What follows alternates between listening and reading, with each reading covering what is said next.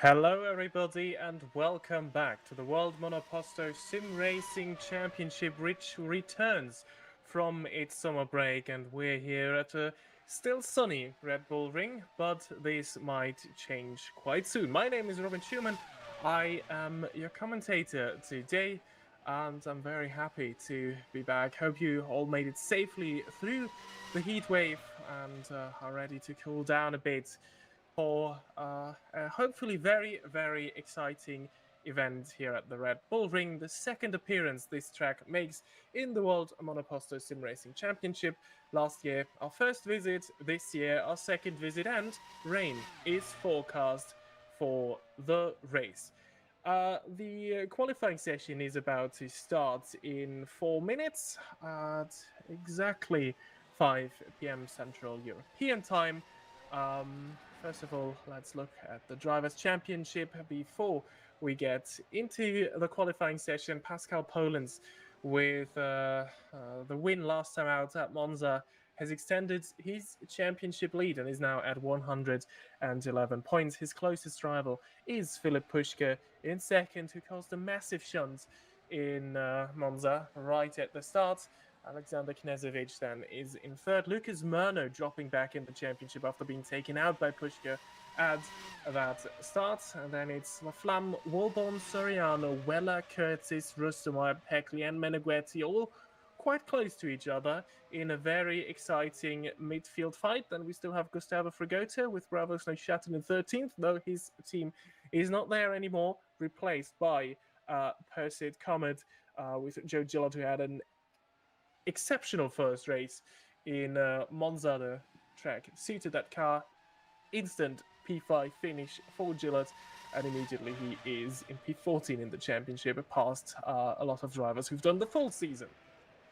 Let's also look at the team's championship before going into the qualifying session. There, it's an even clearer picture. Vanguard Engineering, 44 points clear of SCMM in second, and that is thanks to, of course, Pascal Polens leading the championship, but also Alexander Knežević. Despite some poor luck this season, finally they managed to finish 1-2 in Monza. Still, Knežević has collected a lot of points, and that makes Vanguard sit on top of the championship. Then Cesario pretty lonely in third, but then also a super exciting fight for the places in the midfield. United Racing Club, the second tier team of Vanguard Engineering, in fourth. Then it's HRT, Betty Julia, Potenza, Lucky Hamish, Bravo Neuchâtel. As I said, they're out of the championship, but Perseid Comets, they looked very promising in their first race in Monza. Let's see how they can do in their second race. Snapline and Apex still waiting for their first points finish, but as I said, rain is forecast for the race here today, so a lot of things are possible, and that is the great equalizer. We're still seeing the last seconds of the practice session, but it's already been announced from race control that we will jump into the qualifying session in just a couple of seconds. Again, the favorites going into this race are Vanguard and Pascal Polens, because why wouldn't they? They have been the force this season, and we don't expect that to change here. There are a few small diffuser upgrades that SCMM has brought to this track here. So let's see if that can close that gap a bit. Then, of course, Monza, a track very much suited to the Vanguard car. Spielberg, also long straights, a power track, a low downforce track, maybe not so much as Monza, but as already said, the rain can and will most definitely change things. We already seen the onboard of Philipp Puschke. He has fitted some wet tires. He won't need them for qualifying, because in qualifying there is a 0% chance of rain. And now we are in the qualifying session. 15 minutes of qualifying. Lights still red at the pit exit, as there is a bit of trouble already. with one of the Cesarios and the SCMM. SCMM back to their usual livery. And now the light at the end of the pit lane has turned green. And qualifying is about to start. Usually Pascal Poland's, at least it was like that. Oh, there is already a car off in the grass. Might have even missed the front wing. As we see already fights beginning for a clear track. That is Poland's making it past one of the better Julias. I guess that is Benton Reader, who seems to be the sole better Julia today on the grid. We also have a new team, Helix Motorsport. Matthias Moraes. I hope I pronounced that name correctly. Yeah, here we have them, Helix Motorsports. They have taken over from Dano Design Racing. Also their car and their development tokens.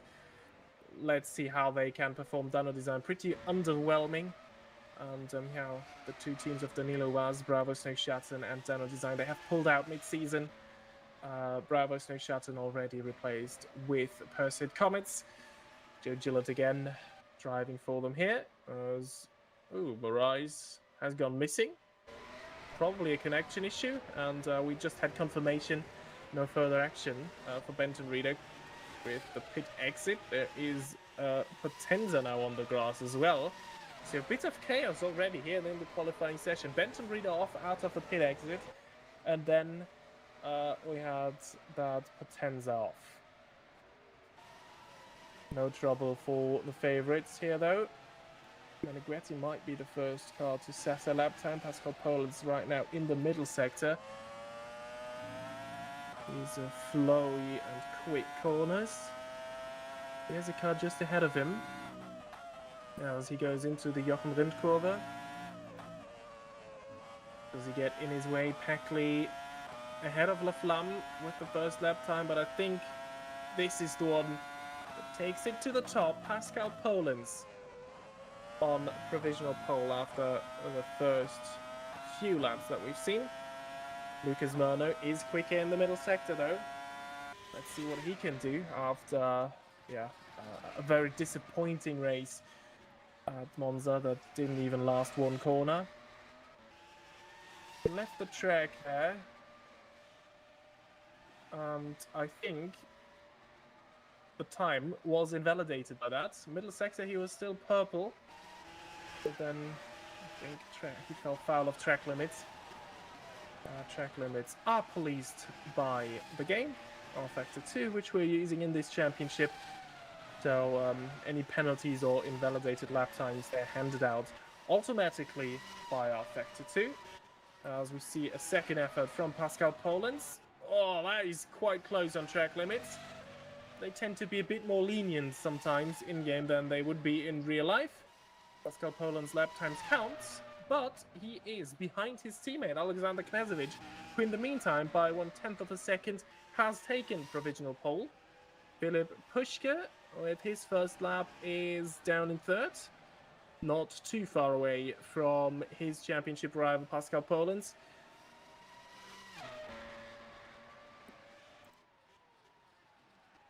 In the post-race interviews, I think Puschke mentioned that he wasn't too happy with how the season was going so far. And I think that tells you quite a lot. Because Philip Puschke, just like Pascal Poland's, has a 100% podium record. Of course, Poland has more wins. 5 against the 2 of Puschke. But Puschke feels that he can do better, especially considering what happened at the start at Monza. Let's see if he was able to use the summer break to regroup and mount a championship effort in the second half. Still 8 races to go, so a lot of things can happen. And here we are with Moraes. He's coming around the final two corners. Very low downforce setup. You can see that Helix Motorsports are using. Will help them on the straights, but in the corners this might become a problem. Oh, has out of turn one. Looks like he half lost the car. I think he's already backed out of that lap. P10 ahead of Gabriel Gibert. So we have some news on the drivers' market. Gabriel Gibert has been announced as the second driver for United Racing Club next season. Dominic Rüstemeyer will be demoted to test and reserve driver for URC, whilst Yannis Walborn, two-time champion of that series, right now with the comeback at his old team, HRT. He isn't here today, unfortunately. Yeah, that comeback isn't going how he planned. He will mount a new effort next year with United Racing Club, where he joins as lead driver. And the surprise man on provisional pole right now, Alexander Knezovic, is lining up to do it again. Purple Sector 1.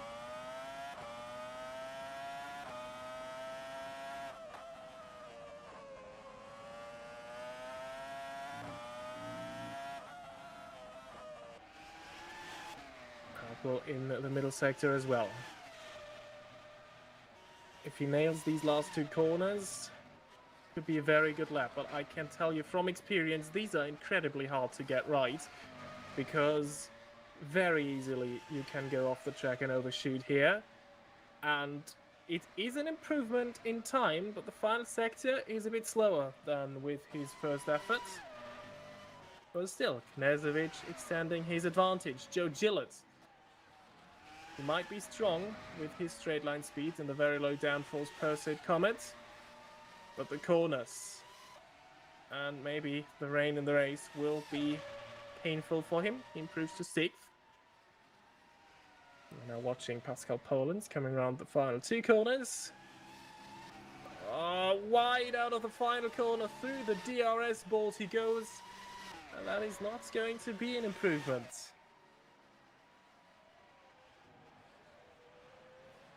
Of course, the DRS board, a relic of the past in WMSC. As this season there is no DRS anymore. The teams had an option to fit a curse system though, or a push to pass system. No, it's a curse system, not a push to pass system. But from the top teams, only SCMM has gone, and then only for a light version of that curse system. The others have opted to save the weight and go without it.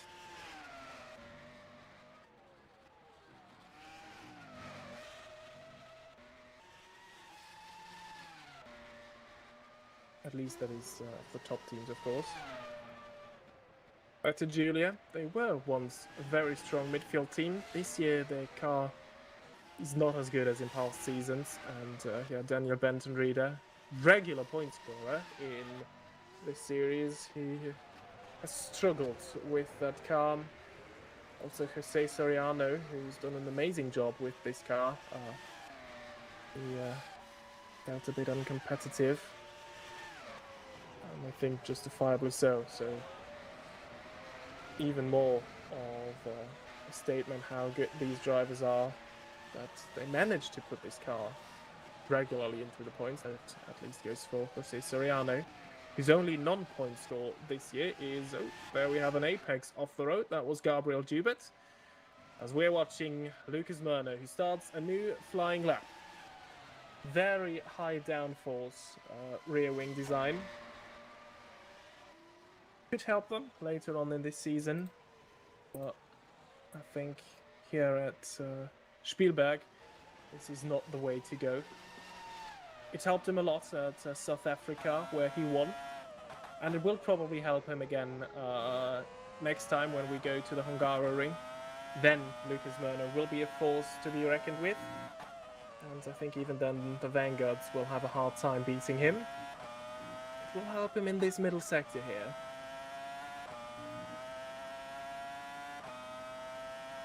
Lucas Murner also one of the big names in this series. Second in the championship, equal on points with Poland at the end of last season. Unfortunately, lost it all in the final 2 rounds. But he returns to the front row here. So Poland's now under a bit of pressure to deliver, as I think one car has left the server. We were 14 cars before, now we're down to 13, and I think this is for the new team. Marais, who had a disconnect. Well, I think we even saw that. Pascal Poland's now on a new flying lap.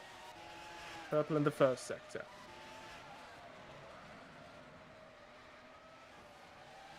Middle sector. This is a bit of an Achilles heel probably for Vanguard. He's still on an improvement. Could at least be good enough for the front row, maybe even more. Now the final 2 corners. This is where it went wrong the last time. Looking good now though. At the final corner he goes. Where does it put him? No improvement. And it's again the final sector. Did I see that correctly? Over 1 second he lost there. Poland's struggling with the Red Bull ring, or is this maybe down to setup? Have they set his car up for the rain and have gone differently with Knežević? Or does Knežević have the measure on his teammate on this racetrack? Well, we are about to find out. Only 3.5 minutes remaining in this session. For now, the top 5. Knežević, Murno, Poland, Puška, Pekli. Pekli ahead of Laflamme. Also that, I would say, is a bit of a surprise.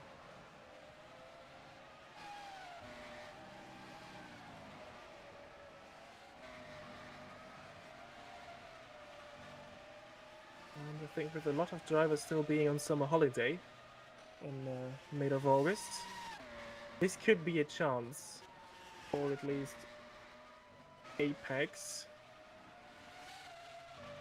to score a point here, as Marais has just rejoined the server. As I'm just being told, there is no Park Ferme, so it can't be the setup, so thanks for pointing this out. A bit rusty. I've got a bit rusty over the summer break. But hopefully we'll be back in the rhythm in just some time. And yeah, Poland still has a bit of time remaining to return to the front row. Hopefully even the pole position for him. Let's watch Gabriel Pekli, who is on a personal best right now. Hubert goes out of the way very well here. Now we expect a good lap time in the middle sector.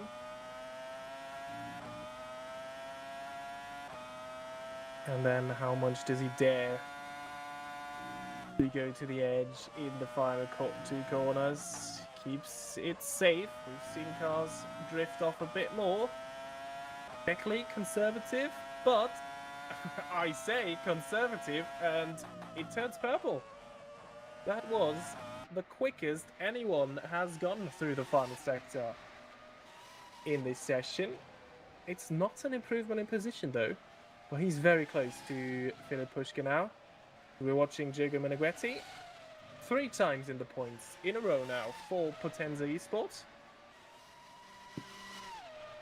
After being a backmarker in their first season, they have turned to a strong midfield force. Leonardo Tonon, first points of his WMSC career scored last time in Monza. Meneghetti can't improve for the moment. And now we prepare for the final laps of Knežević and Poland. Knežević crosses the line with 1 minute to go. So this will be his last effort. Does anybody have a response to the Bosnian driver who looks unbeatable today? At least in the qualifying session. Not a good first sector time. This hasn't been the cleanest run through turn 3 as well. So this might not be an improvement. Let's see what the middle sector tells us. Don't know where Murno and Poland are on track. Murno's in the pit, so no improvement from Lucas Murno. And Poland's up to second, and he still has 1 more lap to go. but he couldn't get past his teammates. Let's go back to Knežević and see where he is. Puška, this could be an improvement. No, I think Knežević is going to finish this lap, but it won't be an improvement. I think next of the top cars to cross the line is Filip Puška. Can he get past Lucas Murno at least? Personal best in the middle sector, a bit of an improvement, but not good enough to improve the position. So the final car is Pascal Polins, and we have a purple first sector. Could he snatch pole position away from his teammate in the final seconds of this session? Very good middle sector as well. Now it's all down to the last two corners. Pascal Polins about to make it 2 pole positions in a row, the third of his season. That looked good. And it is an improvement. All purple final lap. Pascal Polins leaving it very late. He crossed the line with, I think it was 17 seconds to go. And he will start this race from pole position. Vanguard lock out the front row. And here then are the qualifying results at the Red Bull Ring. Pascal Polins about 1/10 of a second now ahead of Alexander Knežević. Lucas Murno then ahead of Filip Puška, who splits the two Cesarios. Peckley in 5th, beating out Axel Laflamme. Then Dominic Rustemeyer, best of the rest for United Racing Club, demoted to test driver, but he is looking quite strong here today. Joe Gillett then with Perseid Comet in 8th. And then we have the two Potenzas, Tonon ahead of Meneghetti in 9th and 10th. And then let's look at the second page of the results. Tina Curtis 11th, 12th is Daniel Bentenrieder, and Matthias Moraes in his first race beats out Gabriel Joubert in the Apex. Now we will head into a 10-minute break, and then we will return for the race at Spielberg, where these qualifying results may not even matter at all. Rain is forecast. Let's see how it will look like in the race. We'll be back in 10 minutes, so don't go anywhere.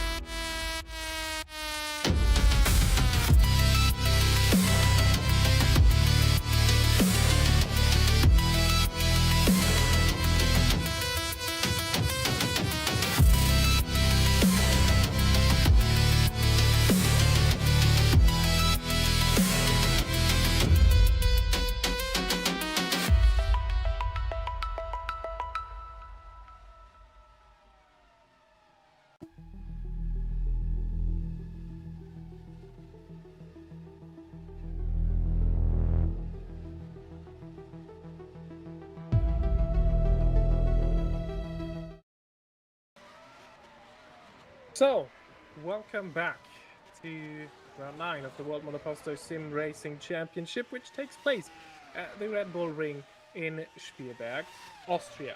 The race is about to start at past, and let's look how we're going into it. No penalties have been issued after the qualifying session, so this should be our grid. Pascal Polens from pole position, ahead of his teammate Alexander Knežević.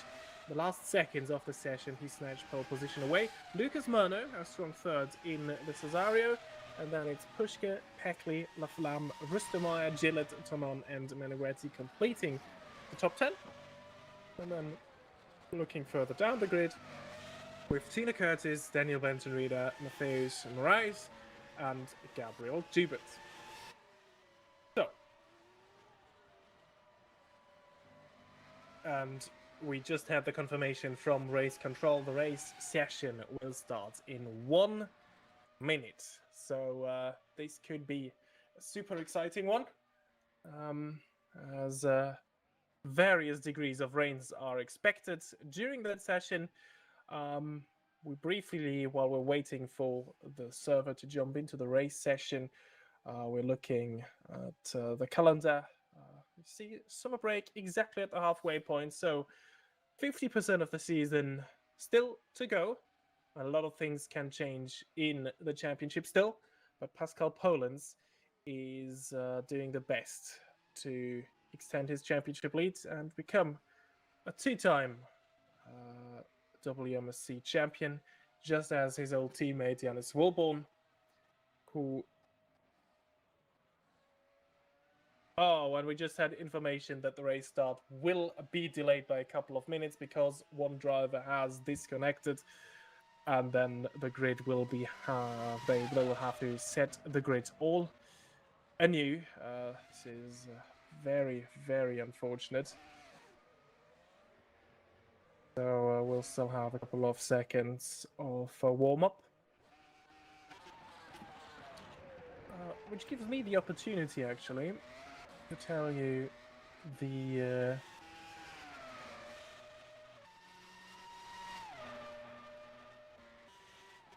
okay, and I just had the info. Another minute to the race start. Drivers back. All drivers on the server that should start this race. Let's just quickly give you a bit more exact information on the weather. I've been talking about the probability of rain. 37% rain chance at the race start, but if it comes, it will be heavy. And yeah, it will be quite the mixed conditions. It will be overcast throughout, but rain can fall at any time.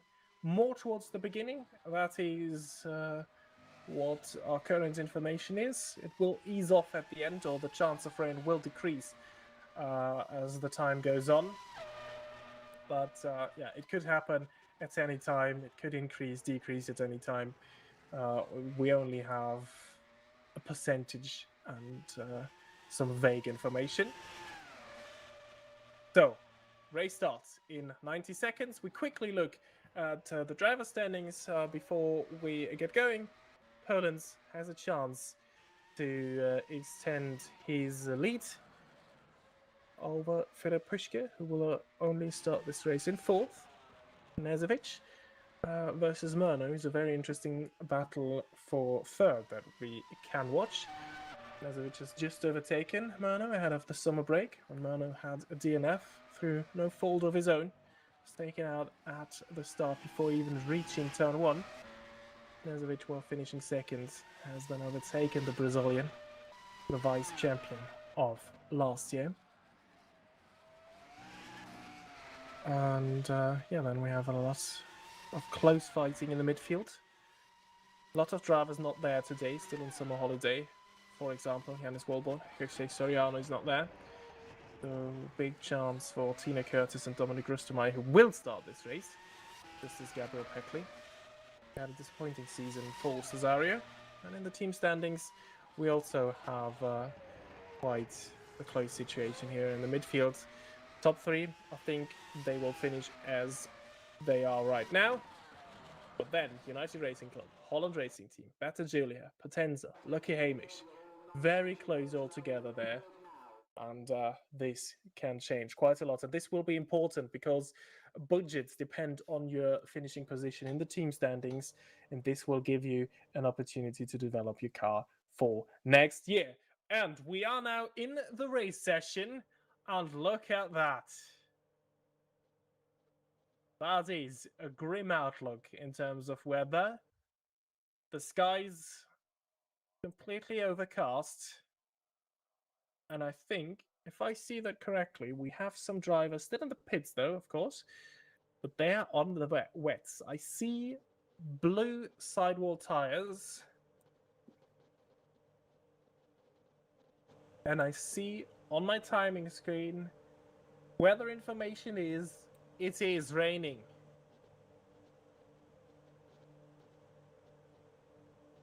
So this could be very, very interesting.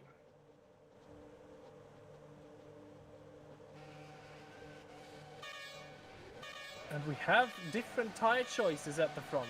Poland starts on full wets, Alexander Knezovic on intermediums. And it's lights out, and away we go, and it's a good getaway for Lucas Murno in third. Up to turn one they go. Lucas Murno having a look round the, down the inside, Poland's is wide. Knezovic might have spun there, and Lucas Murno, I think he's taken the race lead. That was Filip Pushka, who slipped down the order. Murno and Poland up to turn two. What are they doing? Pushka against who's that? I think that's Joe Gillett, who's up to P4. Dropped down to fifth, I think, now. And Murno and Poland still side by side as they go down the hill towards turn four. Who is later on the brakes? Murno still having a nose up the inside. And they are continuing to go side by side. Poland is now in the race lead. Now the information on the tyres has updated. Looks like they're both on the inters. Murno back through. Back and forth and back and forth. This is how we love to go racing. And there's a third car in the mix. Murno from third to first in the first lap. And this is Gabriel Peckley who is in third. Incredible, breathless opening lap. And this is how we enter lap 2. Joe Gillett is indeed up to fourth. Pushka down to fifth. Still waiting on the... Oh no, Peckley out of turn one, all on his own. He spins out. I think he's very much down the order now. Dropping down out of the points even. Gabriel Jubit for Apex Motorsports up into P9. Murno and Pushka, they were still very close. Peckley down in 10th. Let's see if we can get a replay of what's happened to Gabriel Peckley. And indeed, we do. We'll keep an eye for you on the gap between the top two. But this is the start of lap 2. Gabriel Peckley. And, oh, it's not even at the exact exit of the corner. He was already going straight. And this is something I've tried out these cars earlier this week. And I must say, this is something that happens quite easily, and it's still a bit slippery there for Gabriel Peckley. Something that happens quite easily, even in dry conditions. That's still in fifth gear, full power. You can lose the back end. As we're watching Lucas Murno still in the lead of this race, and Joe Gillett is quite close. I think Alexander Knezovic was caught out in something because he's in the pits right now, and he's in the pits for quite long. There is a penalty issued for Axel Laflamme because he has... Oh! Axel Laflamme and Knezovic, they have come together again. Axel Laflamme drive-through penalty for causing a collision with Alexander Knezovic, who's once again the victim of the shenanigans of Axel Laflamme. This is a rivalry that we had throughout this season and that will continue to grow this rivalry. Information from Kevin Peters, team boss of Vanguard Engineering and United Racing Club, is that Alex Knezovic has lost his rear wing due to that collision. And we had two more DNFs in the opening laps. Matheus Moraes, that is a very short start to his career in WMSC, as he's already out by lap 3. And so is Daniel Benton-Rieder. And this is super good news for Apex Motorsports and Gabriel Joubert. Laflamme and Knezovic very much down the order. Pace-wise, I think they will still catch Joubert, but it's only two more cars that need to drop out of this race for Joubert to finish in the points. And there seems to be a battle. No, I think there was a mistake from Rustermeyer somewhere, who just dropped down the order to 10th. But Pushke is also on a recovery drive. We see Joe Gillett being chased down by him.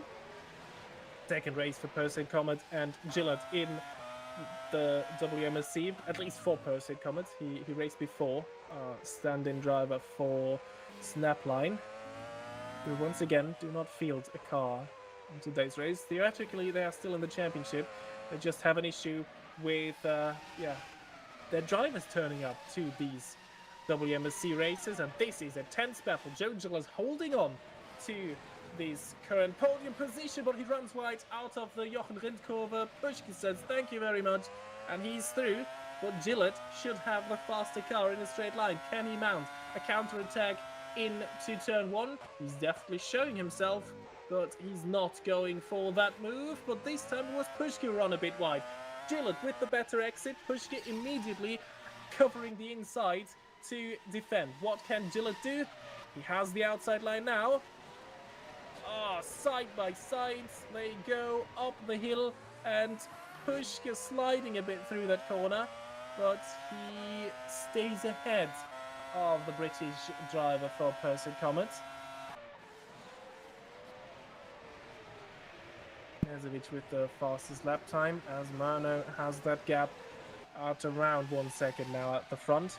But we, of course, are staying with this, as Joe Gillett is not giving in, and he could become a factor in this championship. Of course, not a contender, but someone who can steal points away from some of the drivers. And look at the background.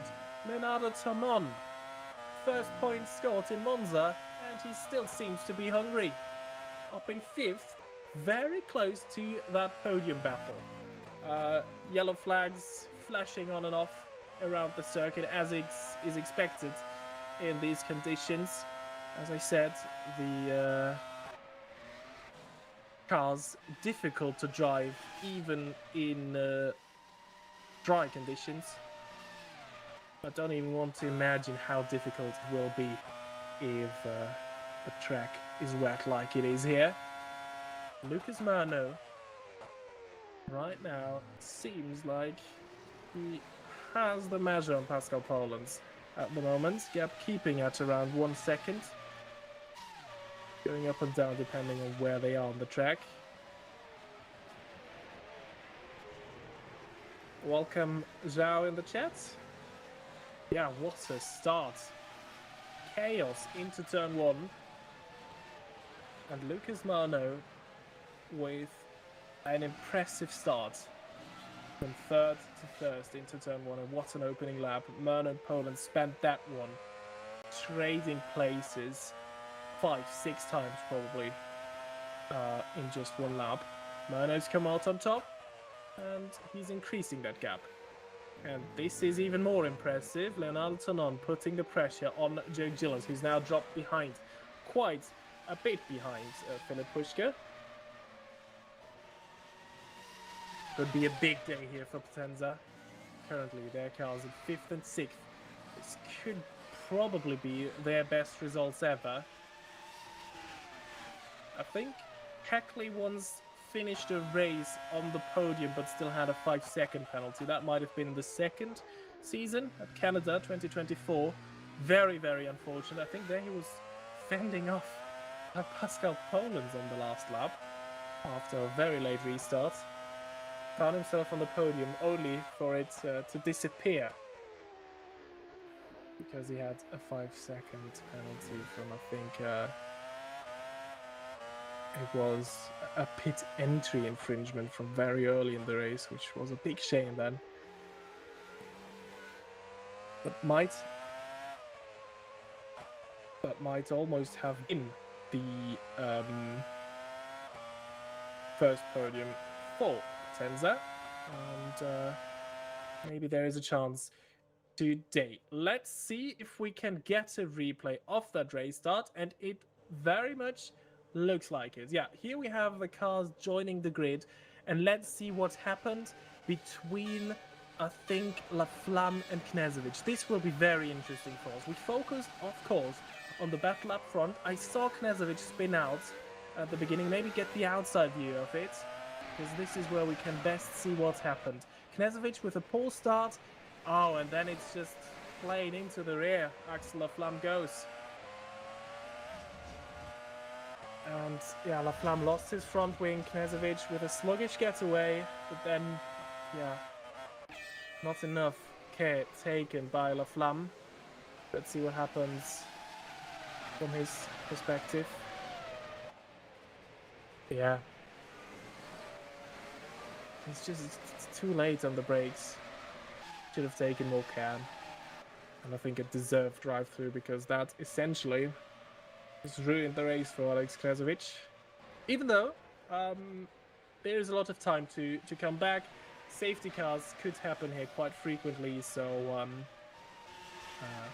I think this is still not over, at least for a points finish for Knežević.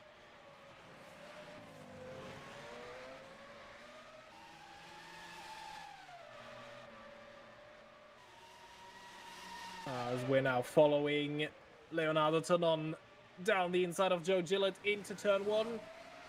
Joe Gillett holds it together as Tonon just avoids the barrier there at the exit. That might have been dramatic, but again, it's the same thing that we saw happening to Gabriel Peckley. Oh, and I just saw in the Discord server of the WMSC, this is very fresh live news. Daniel Bentonreader is going to step down as a driver by the end of this season. So, dramatic news after a DNF as someone who's been with the WMSC right from the start has just announced his retirement. Of course, there's always the chance that people may come back. We've seen this happen in the past. With Yannis Walborn. This is the news that I have right now. Zhao asking in the chat if, oh, we have a move. Peckley past Meneghetti, as Meneghetti has some issues through turn 8, I think.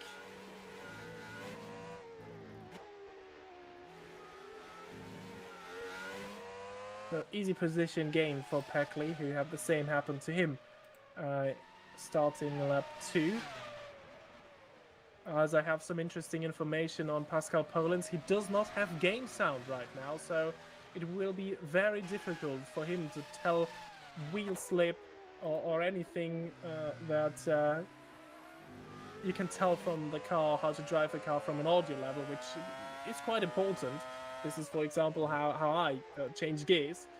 So yeah, this will make things a lot more difficult for Pascal Polens. He will drive now in complete silence, which is, I'm pretty sure, very unpleasant. As I can just answer your question, the chat, Zhao. There is a chance that this rain will stop. We don't definitely know what is going to happen. It will decrease towards the end of the race. There is a chance that it might stop altogether, but yeah, we can't tell for sure how the weather will develop. But right now, I would say things are looking very, very good for Lucas Murno, who has an advantage in these conditions, pace-wise over Pascal Polens, as it seems, but also in terms of game sound, which has failed Pascal Polens, so he will have to drive in quite difficult conditions now, not only concerning the weather.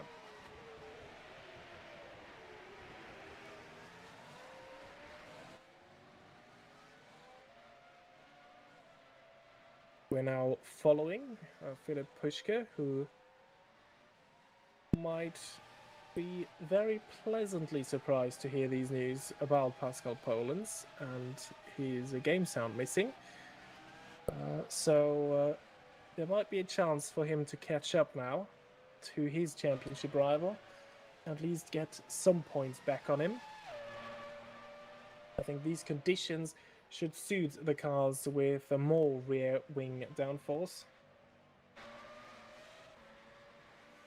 And we see that Knežević is currently the fastest car on track, so it's definitely not the Potenza, the Vanguards that is the issue, but probably the missing game sounds for Pascal Polens, as we have Gabriel Jubit in the pits.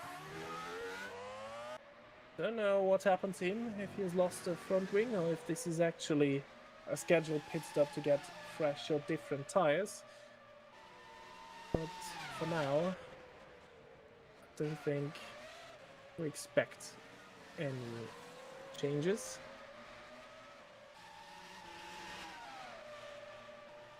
As we're following Alex Knežević, who's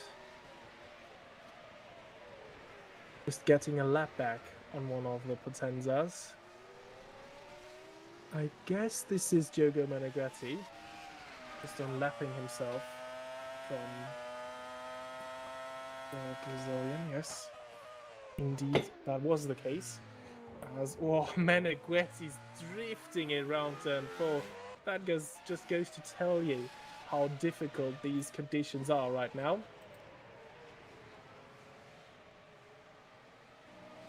Oh, and we have a 5-second time penalty for Gabriel Jubit for not respecting the race director's notes on how to enter or leave the pit lane. As he also is drifting around the final corner there.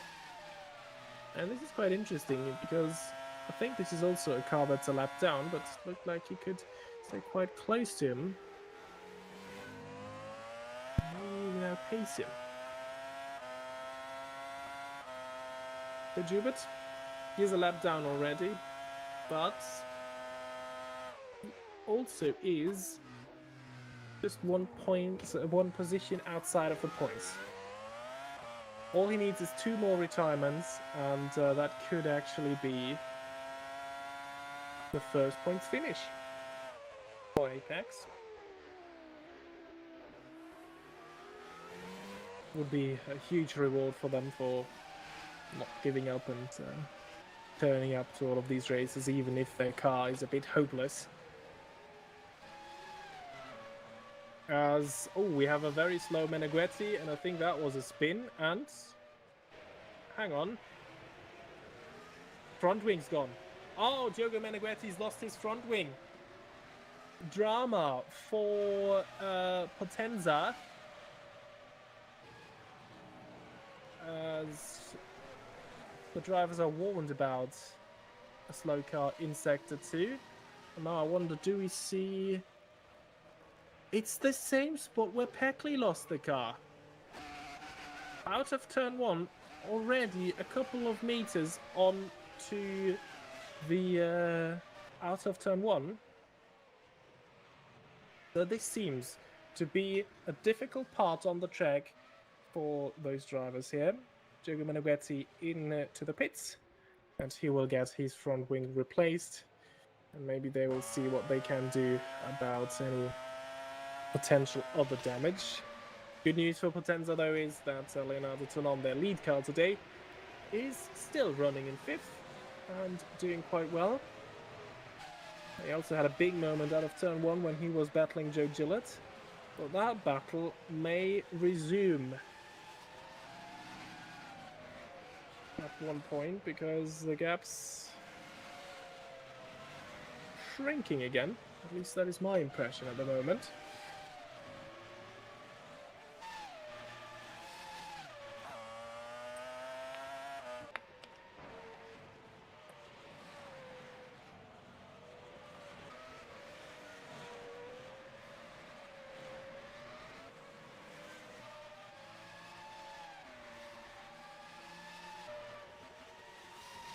And here we're watching Joe Gillett, who, if he finishes like this, would equal his best WMSC result from a couple of weeks ago in Monza.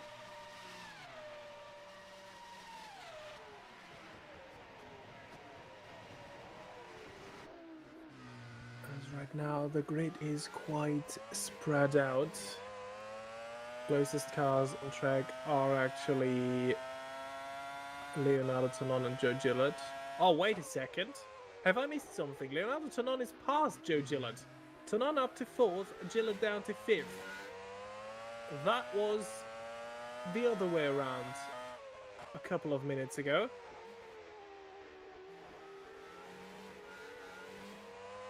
Good job, Leonardo Tonon. I assume this might have been a mistake somewhere from Joe Gillett, as we have Axel Laflamme in the pits for the second time already.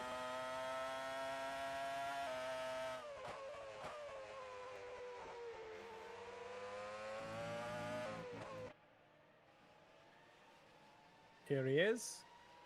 And is he missing a front wing? I think Axel Laflamme is missing a front wing. It's also quite the lengthy stop. Gabriel Jupiter is passed. Axel Laflamme out. Last on the road. Behind Alexander Knezovic. Close with the wall at the pit exit. So something must have happened to Axel Laflamme. And once more, hopefully we get the replay. I think he's already lost it there. Does he? Oh, and also Axel Laflamme ignoring 5-second penalty for ignoring the race director's notes on the pit exit. I can't tell if I think he still has his front wing.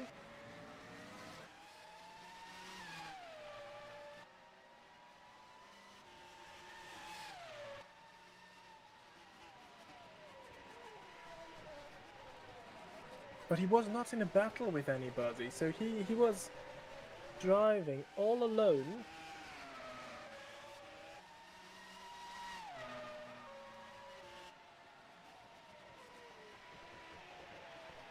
And now he also has a 5-second time penalty, of course, to his name. So again, Axel Laflamme's race going from bad to worse. But now if we actually will catch what happened to him. We're still trying to figure it out. I think we're still in the replay. That was a bit of a twitch.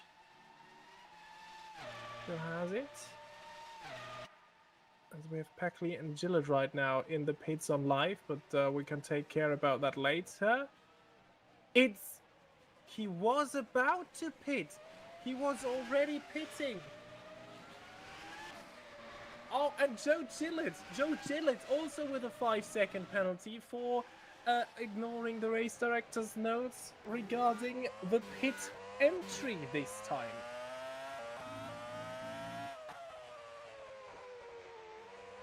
Oh, this is... I mean, the race director's notes are quite clear, as we see Axel Laflamme letting people by, and this is very good because here the one line ahead of the pit entry, this is fine, this is not relevant for race control. It's only where they turn into two lines where the Austrian flag is right in the middle. This is where things are critical and where you should not go. So apparently Joe Gillett has gone there, and then at the exit it's also the first white line that you should not cross, and apparently people are struggling with that, as we are now seeing the battle between Laflamme and Knezovic resume. And I think Knezovic will not be too happy to again see that yellow car in his mirrors. That has caused him so much trouble this season. And yeah, it's going to be quite a firework if that continues, as Lucas Murno is into the pits from the race lead. We'll keep an eye on that, but I think we should now focus on the battle at hand. We'll check in with Lucas Murno later to see if that is a decision to go for a different set of tyres, to try something new. But for me, the track looks still quite wet. Oh, as Laflamme again gets quite close, And Knezovic thinks, alright, I'm going to get out of the way of that guy because this is just going to end in tears. So Knezovic into the pits. Joe Gillett in a battle with Dominic Rustomer. He just passed the German driver. And then this is Tina Curtis, who snuck her way up into P5. So a lot of drivers opting to pit now, and I think this is just for a fresh set of tyres. Not a different a sort of tyre, just fresh ones. All with the green sidewall. Joe Gillett now past Tina Curtis. Leonardo Tonon has been into the pits. As we see Murno out in P3, and Murno, I think, is quite close to Pascal Polens, if the timing is correct, who's also been into the pits. Yes, Pascal Polens has been into the pits, and he came out ahead of Lucas Murno. Apparently there was an undercut while we were watching La Flamme's replays. Philip Pushkin now in the pits. He will definitely drop down to third again, but Polens has snuck into the race lead despite having no in-game sound, and he has set the fastest lap of that race. So Murno, I think, reacting too late to a pit stop there by Pascal Polens. So fresh tyres actually making a difference. This is La Flamme against Joubert. Right now for the final points in this race, another car exiting the pit lane. Not relevant for this fight here. And it, oh, a car spinning there into the pit lane. It was a red one, might have been Rustomer, I think. We're just following Tonon, and yes, Rustomer into the pits. And I think there was half a spin in the pits. We didn't see it fully on screen. Tina Curtis also in the pits. So a flurry of activity after Pascal Polens pulled the trigger, undercut Lucas Murno. I now have confirmation. 3 seconds faster he was on that outlap. So no time for Murno to react. But that is interesting. After only 19 laps, a lot of activity in the pits with these inters. And Murno now with a tough job at hand to find a way past the championship leader once again.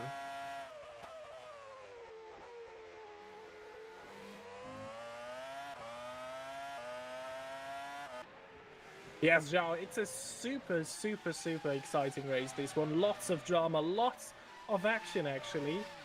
And this is all despite there just being 12 cars on track still. And we're not even at the halfway point. So this could yet become super dramatic. And thanks to all of these pit stops, we have a lot of on-track action now to follow again after the field was quite spread out for some time. Lucas Murno closing the gap to Pascal Polens at the front. Then Leonardo Tonon and Gabriel Peckley could become a battle, as well as Joe Gillett, who's not too far ahead of them either. Tina Curtis and Meneghetti are quite close together on track. So, a lot of action everywhere in the top 10, but this is probably the most exciting one. Lucas Murno has found his rhythm and is now putting the pressure on the race and championship leader Pascal Polens. We didn't think this would be a great track for Cesario because of the long straights, but the rain has opened up an opportunity for them to come back.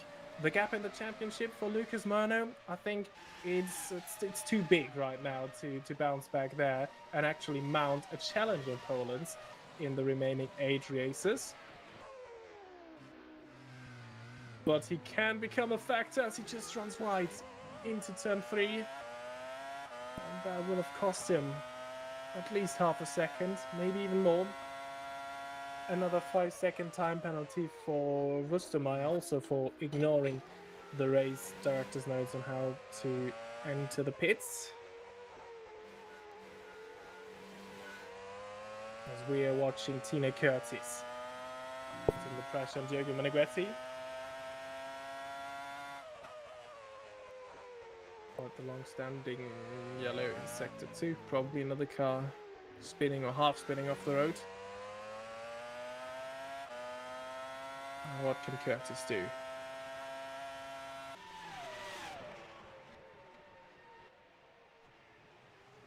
I think it will be quite difficult for for her because there are different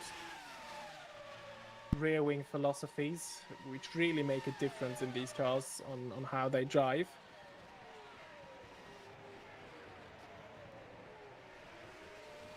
But let's see, maybe she can surprise us and actually has a chance against the car of Meneghetti up ahead. Not daring to leave it late, but Meneghetti might actually open the door for her because he drifted through turn 4 and that's Curtis through. Didn't even have to do much for that. Just waiting for the mistake to happen, which I think is a viable strategy. Again, most important thing is to keep it clean. This here is the battle between Joe Gillett and Leonardo Tonon. Difficult to tell these cars apart in these conditions because it's so dark. But the weather is giving us a tremendous race here. Action wherever you look. Murno has again closed the gap to Pascal Polens. Just 0.6 of a second now.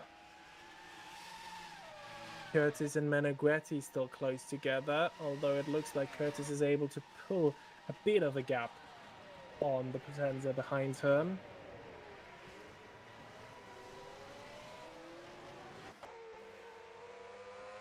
Going on board again with Leonardo Tonon. Who's turned out to be a great choice of driver for Potenza.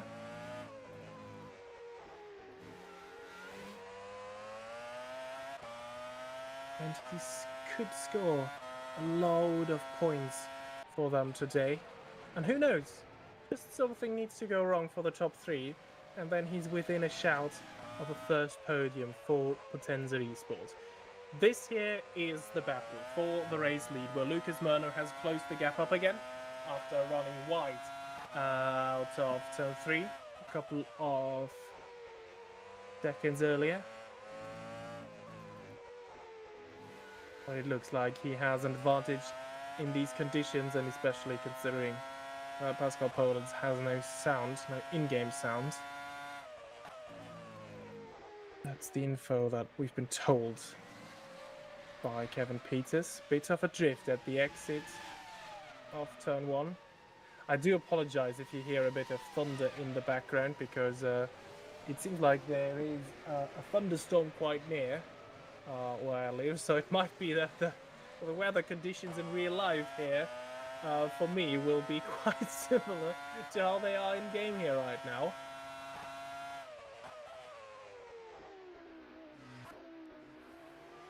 That actually would be a welcome end to that heat wave if finally there is a bit of rain, as there is again half an opportunity for Leonardo Tonon, and for the race leads.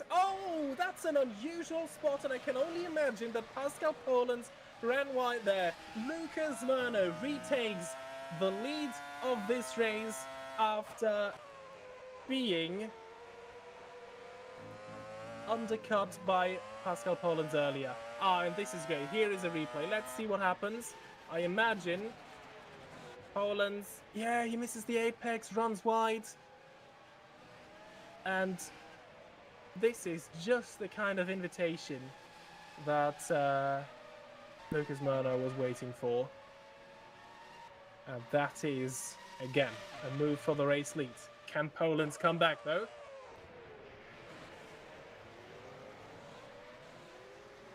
The quicker car on the straight. This is what we've seen throughout this season.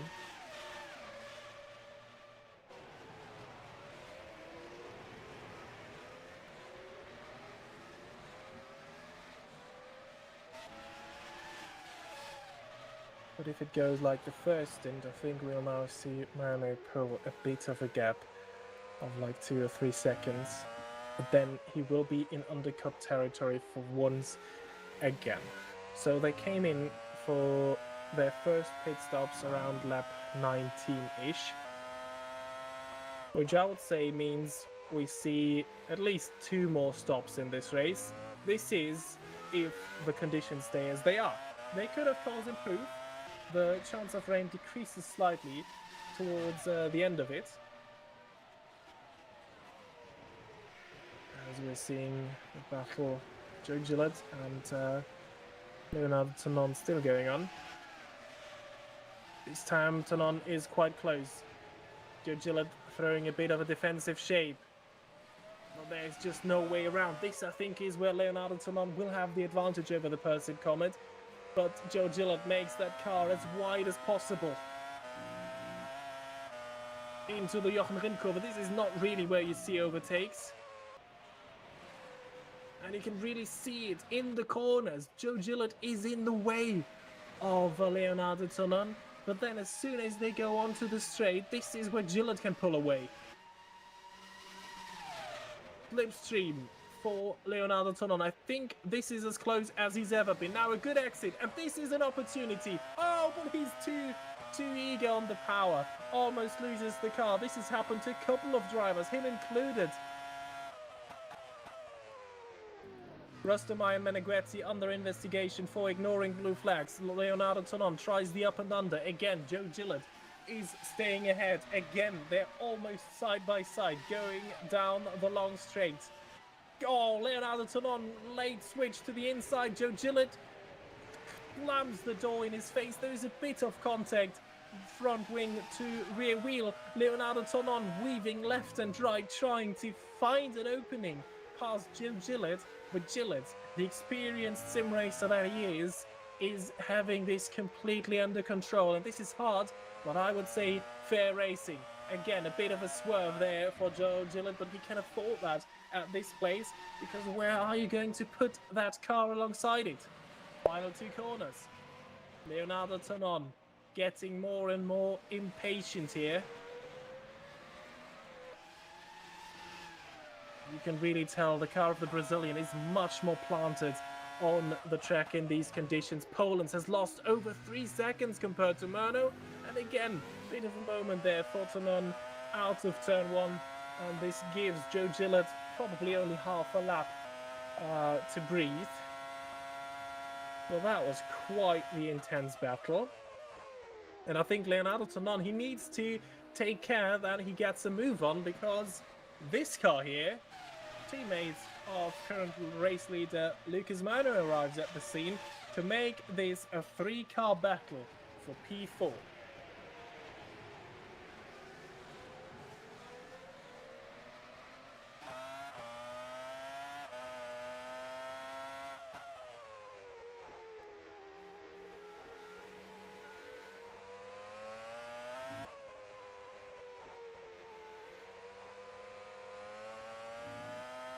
I just have information. The gap to Poland's increased the way it did because of the situation that Rustermeyer and Meneghetti are under investigation for, which is ignoring blue flags. So this is why Poland's lost 3 seconds all of a sudden. As again, Joe Gillett has a bit of a moment into the final 2 corners.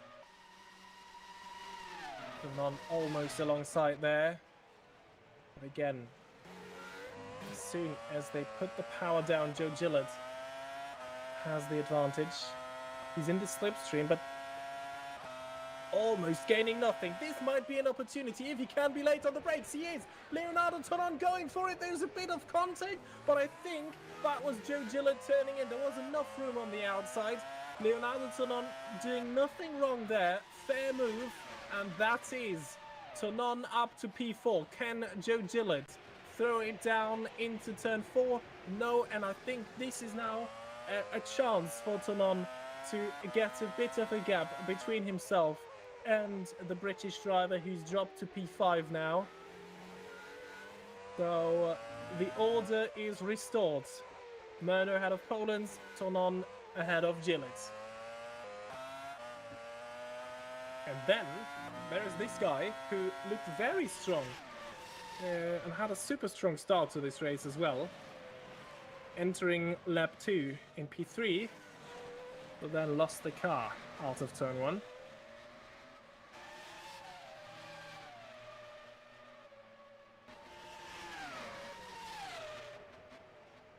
He's recovering well too, so Oh, just as I say that, the rear was spinning out on him again.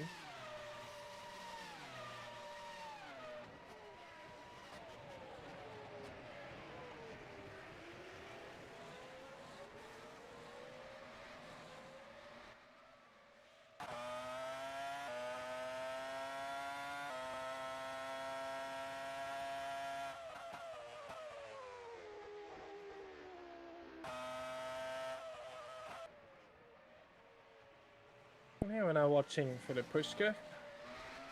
Quite a lonely race here in P3. If it stays like that, it will again be another podium for him, continuing this 100% podium streak that only he and his championship rival Pascal Polens have. But again, it will be a bit of a disappointing day for him, because that's another 2 points that Polens would gain on him if things stay like they are right now. As Joe Gillett into the pits. Okay, and now we have confirmation. Rustermeyer, 5-second time penalty for dangerous driving while under blue flags. Menegretti has been warned about the incident that we didn't see on stream, but that has cost Polens quite a bit of time, at least according to Team Boss Cam and Peters. We didn't see it on stream. We only saw that the gap all of a sudden went up. We're watching Rustermeyer. Gillett, I think this is attempting an undercut once again on Ciuman. And of course trying to prevent an undercut from Peckley, who is closing the gap behind him. Interesting to see now how Ciuman will react, because at the pace that they have been pitting, I would say this is not really working with just one more stop. I think Gillett, unless the conditions change, might have to come in twice for a 4-stop strategy. Peckley is reacting to what Gillett was doing. Ciuman isn't. Menegretti's also been into the pits once more. But again, it's the same tires that they came out with. Still, on Intis.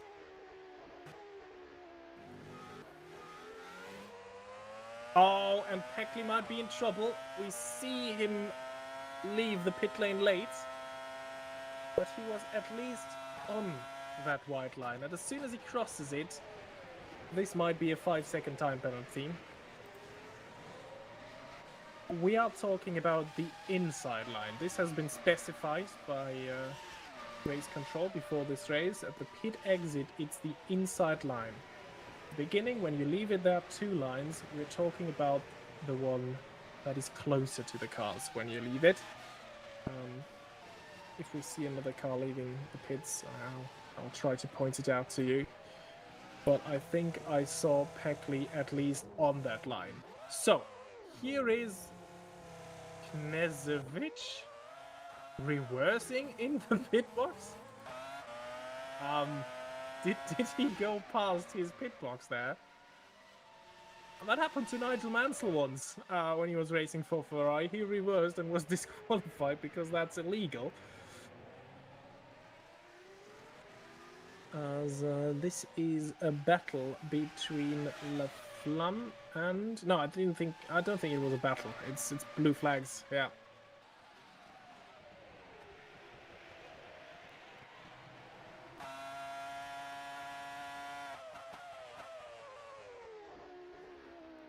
And this is Peckley and Gillett again. So they're continuing where they left off before their pit stops. But Ciuman now choosing a different strategy. So these two will definitely undercut him.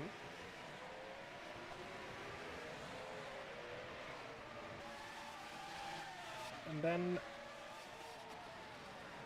I think he will just look to extend this and maybe save himself a pit stop at the end of this race. Joe asking Meneghetti pitting again. What happened? I think it was a scheduled pit stop. I think it is about getting fresh tires. Don't think anything happened to him. We saw Gillett and Peckley do the same, and now Leonardo Tonon, after all, is reacting to what Gillett and Peckley have done, going for fresh tires. And I think you will lose track position to these two, or it might be close. And now look at this. The inside line of those wide lines. There are two wide lines. The inside is decisive. We had a bit of a moment there for Tonon, and he drops behind Gillett and Peckley. But he has 3 laps fresher tires. Peckley down the inside of Joe Gillett. That is a straightforward move. And the thing that I told you, I think Peckley's in trouble for crossing the white line at exit, is actually true. He just received a 5-second time penalty that he can serve at the end of his next pit stop. And the same has happened to Axel Laflamme, who before already had one, and now has another one. He, I think, served the one that he had prior, but now he just has to do the same thing again. Good for those guys. We at least expect 1, probably even 2 more pit stops in this race, so enough time to serve them. There's, yeah, a lot of penalties handed out for pit line infringements, but the drivers have been told before via the Discord server. There is a driver's briefing before every race as well, so they can't say they didn't know. The information about the lines at pit entry and exit were handed out to them yesterday, 11:10 a.m.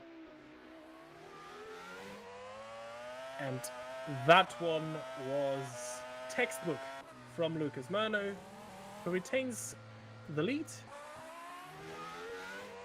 Philip Puschke stays in 3rd. Poland's in 2nd after their 2nd pit stops. So I think everything is in order. And for these guys, they might be good with just 1 more pit stop. We have just passed the halfway point of this race. 35 laps to go, 35 laps passed.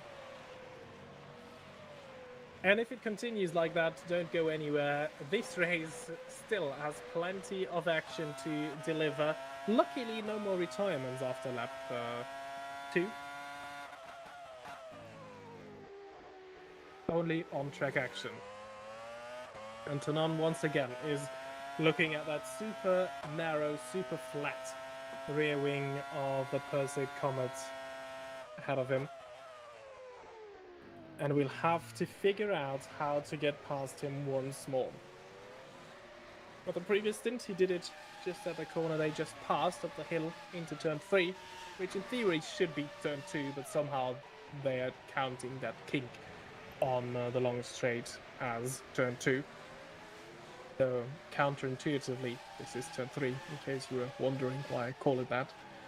It's actually just the second proper turn on this circuit. I could never figure out how they count turns on a racetrack, because it doesn't seem to follow any pattern. But that is nothing for us to worry about.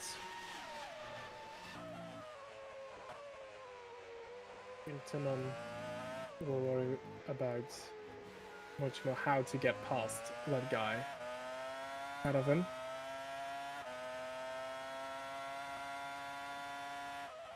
When they pass the pit straight, there is not that much spray. Which might be...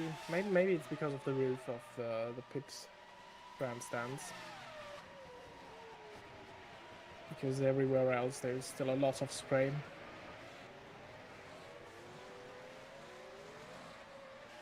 And one thing you have to say about Joe Gillett is that he keeps it incredibly clean. He does not make any mistakes, even though he might have one of the hardest cars to drive in these conditions, lacking so much rear downforce because of that super flat wing. as we just get the information that the rain is decreasing. So that could be another turning point in this race. At the moment, it's just the rain decreasing, not stopping. So I don't think this will change anything immediately, but with still half the race to go, who knows? Maybe it might stop altogether, and then we'll have a bit of dry running towards the end, which of course will be good news for Pascal Polan's 5 seconds behind race leader Lucas Murno, who seems to have an advantage in these conditions. Because usually, at that track, if it was dry, even without in-game sound, I would expect the Vanguard to be quicker than the Cesario. But it's a chance that has opened up for Lucas Murno. And he might well take it.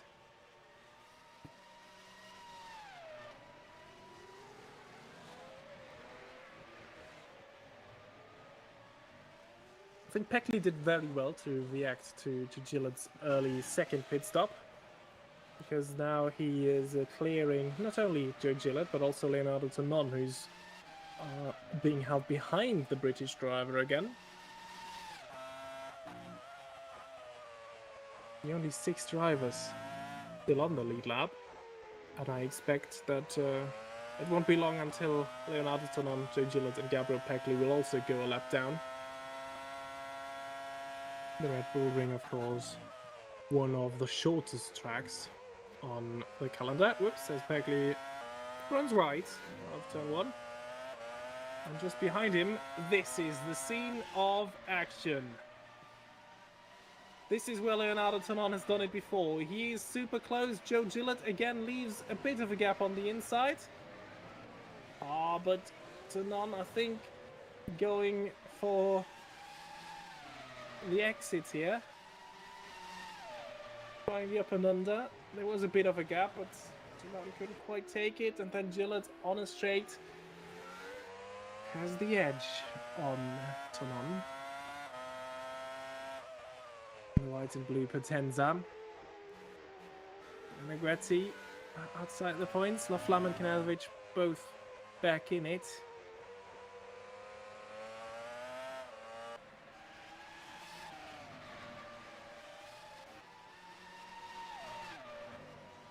A bit of a shame, the Potenzas were running 5th and 6th early on.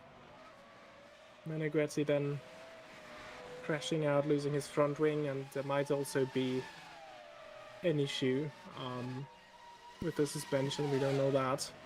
But it was quite a heavy impact into the arm cone. So I wouldn't be surprised if there's more damage than just the front wing.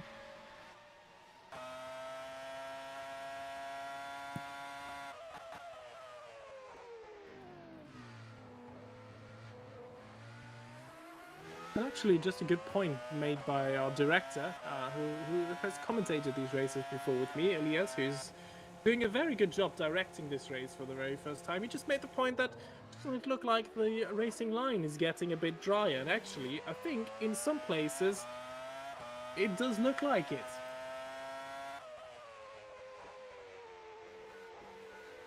And we are looking at it going on. Martina Curtis was just in the pits. She was very late with her first pit stop, so I don't assume it's time already to think about dry tires.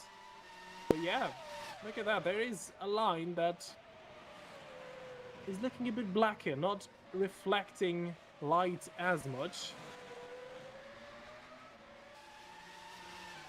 So let's see how this develops. But there is a chance that at one point we could see someone trying to be the first hero on slicks. I think we're still quite far away from the point. We have the information that the rain is decreasing. This was what was at the forecast before this race. So let's see what happens. But I think as long as we have spray like that, I think we'll still be best suited with the Inters.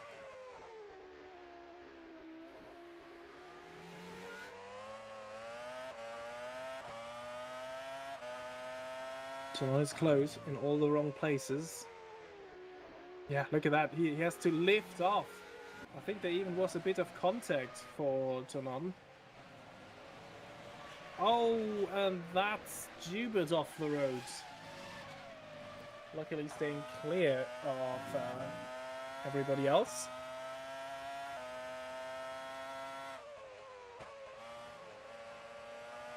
Oh, I think we might be getting a replay of that. Let's see.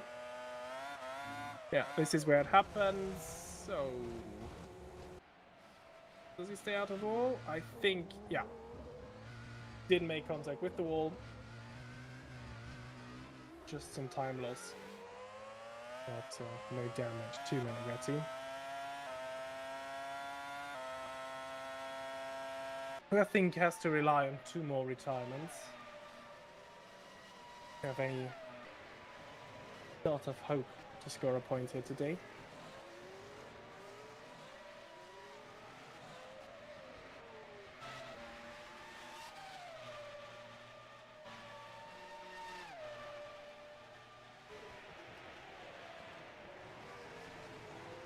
Lucas Mano will watch the conditions with a lot of interest. And I think Mano will be hoping that it stays like it is. Maybe even more rain again, because this is where he's looked very strong. As soon as the track dries out, and I think now, going on board with Pascal Polins in seconds, I think you can really see it. There is not a dry line, but a dry line forming.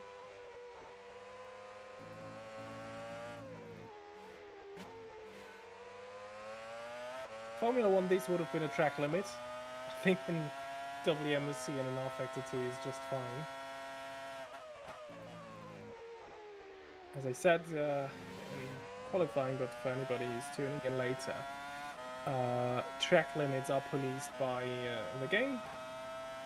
So race control won't be involved with that, unless of course we had that in the past.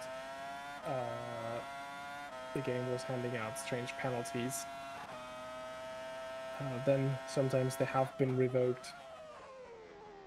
But no issues of that today. When there were grave instances of leaving the track and gaining an advantage in qualifying. I think it happened once to Lucas Mano. We immediately saw the lap time get invalidated. It shouldn't be an issue at this track.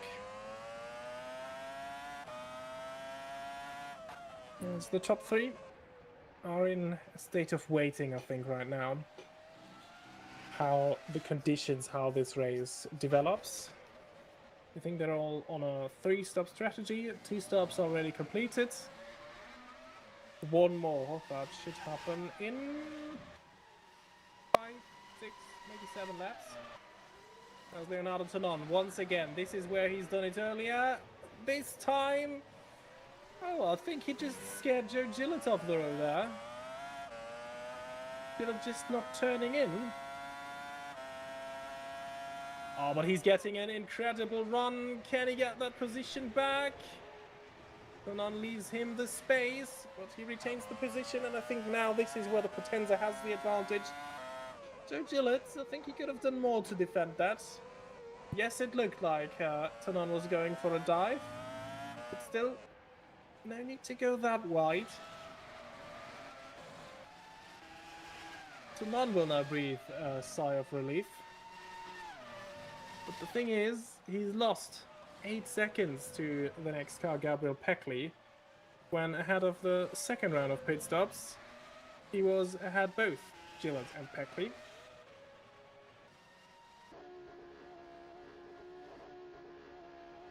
And immediately, it's the same thing all over again. Joe Gillett going for fresh tyres, once more putting the pressure on Joe Gillett to react here. But this, I think, is a very interesting choice, because before we saw these tires last like 19, maybe 20 laps maximum. And with the race still going on for 25 laps, let's see what they can do. And it's... oh! Rain has stopped. No more new rain is falling.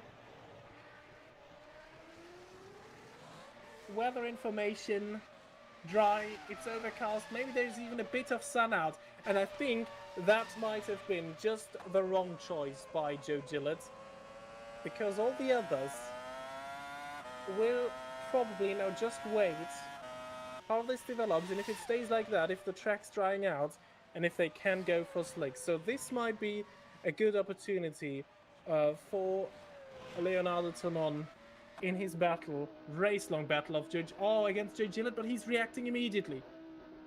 This is interesting. He won't be able to go for dries, but I think he will definitely be undercut by Joe Gillett. I don't think if this was the right choice for Leonardo Tonon. If I was in his shoes, I would have waited for the track to dry out, which I think will happen. I don't think he will manage to stay ahead of Joe Gillett. Here comes Joe Gillett. Oh, does he actually manage? Oh, I take it back, Leonardo Tonon. Well done. Oh, but I think... Who is that? I think that's... Pushka? Has Pushka just lapped them? He will now give a slipstream. Yeah, it is Pushka. He will now give a slipstream to Joe Gillett. Oh, Joe Gillett, he won't want to get involved with Philip Pushka's race here.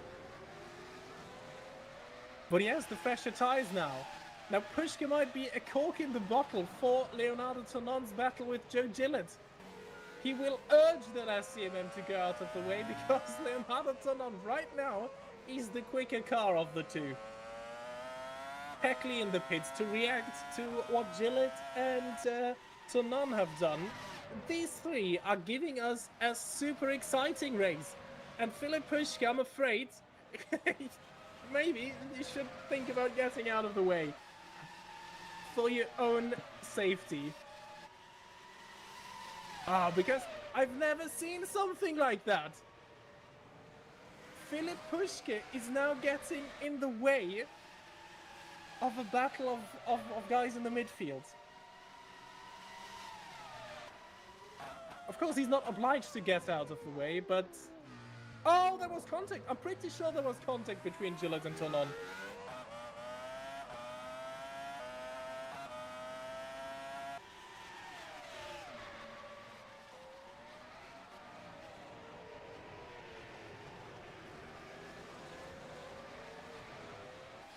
I also think this...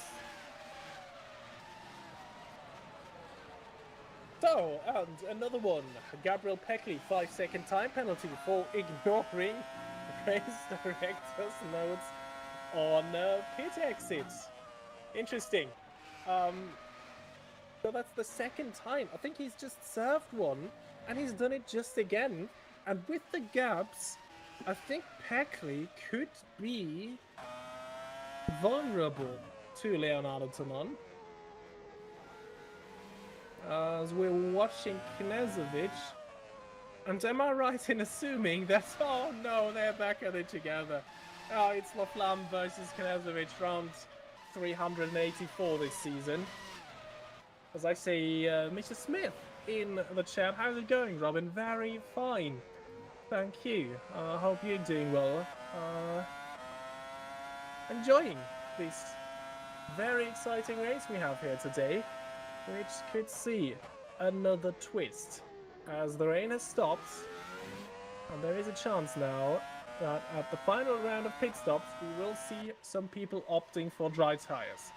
So Peckley, Tonon and Gillett, who are fighting for P4, they have decided to go early and go on to another set of inters, which will give them quicker lap times right now, as I think the others will continue to wait and see how the track conditions develop.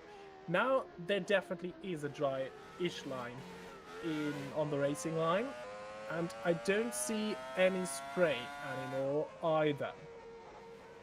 Also interesting in my live timing, the gap between Gabriel Peckley, who has a 5-second time penalty, and Leonardo Tonon is 5.1 seconds at the moment. So this is something that might be decided right at the end of this race. And then there's also the battle for the race win. Lucas Murno, who had the advantage in the drier conditions, and Pascal Polens, who looked super quick in his vanguards in the dry qualifying session. So this is not over yet. And then there is this battle for P9, which in the context of the championship, and I think it's even the battle for P8 because Rustermeyer is right with them as well. Oh, bit of a moment for Axel Flam out of turn 1, and that's Knezovic through. Knezovic will be quite worried about his rear wing now. Wow, what a send on Rustermeyer, who I think played along with this. Remember, Vanguard and United Racing Club, they're sister teams. Maybe he... Oh! Was there contact? Did Laflamme just send Rustermeyer off the track? Rustermeyer in the gravel. Does he still have his rear wing? I think he has, but we will definitely get a replay. And maybe this is more telling from Laflamme's onboard. I think this is the most interesting to watch. So, we'll see it.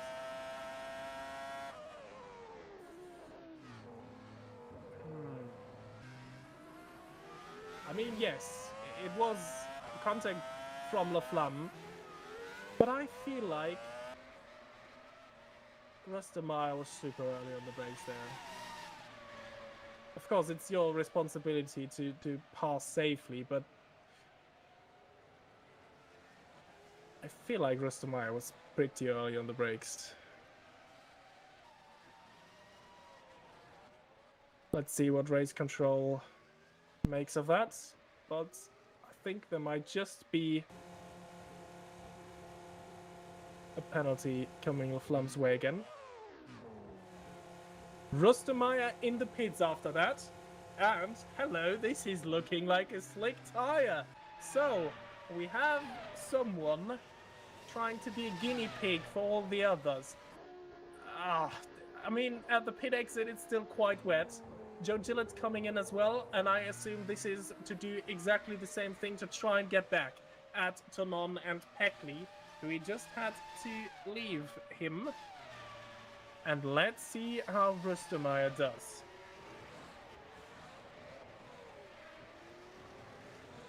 I will follow his lap times with great interest. I mean, of course, the first sector is super slow. Joe Gillett, as expected, also on the softest option of the dry tires that he has available.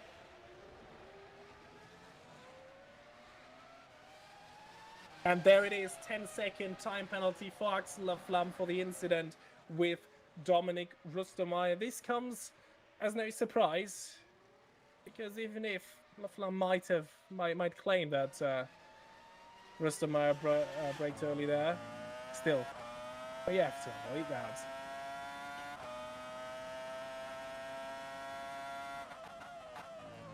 So, yeah, this definitely is a dry line. Rustermeyer made it round the circuit. It was not a flying lap, of course, but I can tell you, his sector times didn't look too impressive, to be honest, if my timing is correct. He was 2 seconds slower than Gabriel Joubert in the middle sector, if this information is correct. Joe Gillett, though, has just set the fastest lap time in the third sector. So actually, for Joe Gillett, wasn't too quick in the middle sector either, but the final sector, he was doing quite well. And Pascal Alexander Knezovic coming in for dry tires as well. And this, I think, will be very telling. And this is an advantage that Vanguard, of course, have, because Knezovic, being out of contention since turn 1, they can really use him as a guinea pig and see how the dries behave. Pascal Polens from P2 is in the pits as well. Leonardo Tonon still has the fastest lap time of all with a 1:12.3, but Tonon still is on the inters. Pascal Polens on to dries. What does Lucas Murno do? This could be one outlap advantage now for Pascal Polens. He managed the first stint to pull away 3 seconds. This here is Knežević trying to unlap himself from probably... Oh, it's actually Lucas Murner. So you can really see the dry tires, they are the tire to be on right now. So I think Lucas Murner, he should come into the pits right now. Does he do so? Yes, he does. Doesn't tangle with Knežević, which is super important. Filip Puške, I assume, will react as well. Pekli and Tonon still out on the Inters. I think they should react as well, because Joe Gillett is flying out there. Purple first sector. I think we might see the first full lap from Gillett. There's Pascal Paulens. Murno leaving the pits right now. Careful with the pit exits. I think Murno will still be in the lead. He stays clear of that little white line on the outside, so no issues with pit exits. Lucas Murno comes out still quite comfortably in the race lead, but the conditions have changed. And critically, Lucas Murno ahead of Filip Puške, who still is on the Inters. So this is interesting. And this was crucial for Murno to not lose any time behind a slow Puške. And this is now 15 laps time for Poland, even without game sounds, to hunt down Murno and try to snatch that win away from the Brazilian. His title rival last year. His title rival this year looks set for P3. As still, Pekli and Tonon. I think Tonon was in the pits. Puške is coming in right now. Pekli hasn't stopped yet. Yeah, this is Tonon. He managed to stay ahead of Joe Gillett, which is important for his race. And for the possible P4 that he is on right now. Pekli hasn't stopped yet. He still has a 5-second time penalty to serve. So Tonon might actually be on course for a P4 finish. Puške in the pits. This is Tina Curtis, still in 10th. Puške are the pits. I think for him nothing will change. He will finish this race in P3. Just don't get another penalty.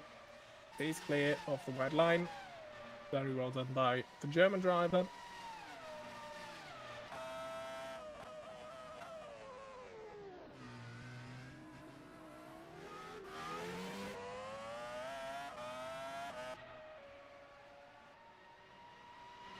Knežević fastest lap, and now, yeah, the lap times, it's really telling. Before, it was Tonon with the fastest lap of 1:12 with the Inters. That is the fastest lap that we've seen on an intermediate tyre. Alexander Knežević with the fastest... Oh, it's just been beaten by Lucas Murner with a 1:94, and now 1:93. Pascal Paulens, half a tenth gained this lap. At this pace, this is not enough, as he just went a bit over that sausage curb, but the race for the win is still on. Pascal Paulens hasn't given that one up yet.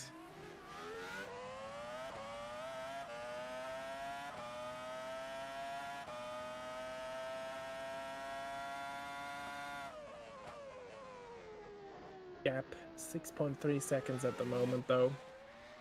Will be difficult to overcome that. Laflamme in the pits once more. Again, serving another 5, and I think the 10-second penalty that he will still keep. You can only serve 5 seconds at a time in WMSC. This is just how the rules are, so remember that Laflamme will still have 10 seconds after that, if I am not mistaken, which I think in this case I am not. Murno, again, now we're down to the 1/8. Let's see what Poland does. This time he doesn't quite counter it. Actually, he's lost a second on the last lap. 1:8.878 for Lucas Murner on that last lap. Pascal Poland's last lap time was a 1:9.871.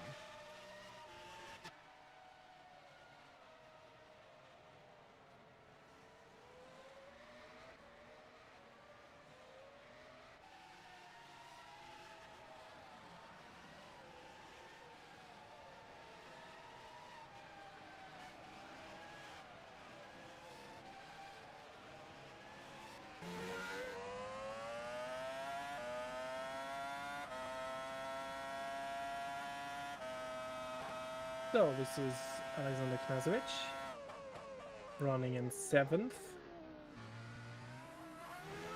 who is now safe from his rival Axel Flam. He's quite a bit behind him now. And I really wonder, is my information here correct? Is Gabriel Peckley still on the Inters? Tina Curtis' 5-second time penalty just been issued by race control for an unsafe release. And Gabriel Joubert, I think this one is now the most exciting thing to watch till the end of this race. I don't think this gamble will pay off. Gabriel Peckley still on the Inters, not having changed, and losing time dramatically to Leonardo Tonon behind. Is he praying for the rain to fall again? But like this, he's destroying his tires better suited. I mean, the last lap time of Gabriel Peckley was 2.5 seconds slower than Leonardo Tonon behind. The gap is 17 seconds. You can do the math yourself. I think even with 4 or 5 laps to go, Leonardo Tonon will be there and breezing past easily. As Murno and Poland's still trading fastest lap times.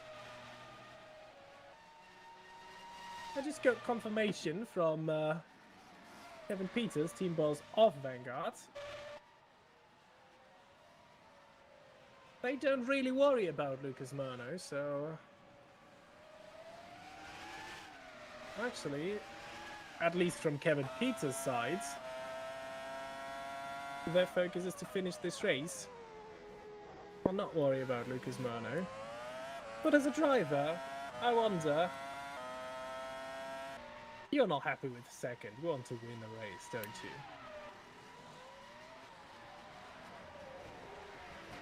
you? I don't quite believe these words. If there is a chance, Poland might want to take it. But yeah, right now I think Lucas Murno extending that gap, so he's actually going to run away with it as we are watching fight for 9th between Rustemeyer and Curtis. Last year they were still teammates at United Racing Club. Tina Curtis has changed to Lucky Hamish Racing and has been doing well so far this season. The highlight of her season, surely the surprise podium at Azerbaijan. Second podium. Last year she was filling in at Vanguard for, I'm not sure, I think, was it Knezovic? Definitely she was filling in at Vanguard and finished on the podium at Belgium. And now she has a second one in Azerbaijan. Today, P9 seems to be the maximum. But she definitely wants to start against her old teammate right in the diffuser. Straightforward move, question mark, running a bit wide at the exit, staying ahead of Rustemeyer up to P9. Now the task for Rustemeyer is to stay within 5 seconds of her, because she has a 5-second time penalty for an unsafe release, as Murno is locking out fastest lap after fastest lap. Now we're down to 1.7.3, Poland's last lap a 1.7.5, so I think, unless something very unusual happens, this should be Murno's second win of the season. Which means, in terms of wins, he's equal with Philip Pushka. But in terms of the championship, that one DNF especially, and the 6th place at Azerbaijan, that really hurt his chances. And of course 7th in Australia wasn't a good result. So these 3 races really hurt his chances in the championship. Apart from that, 4th, 1st, 2nd and 2nd.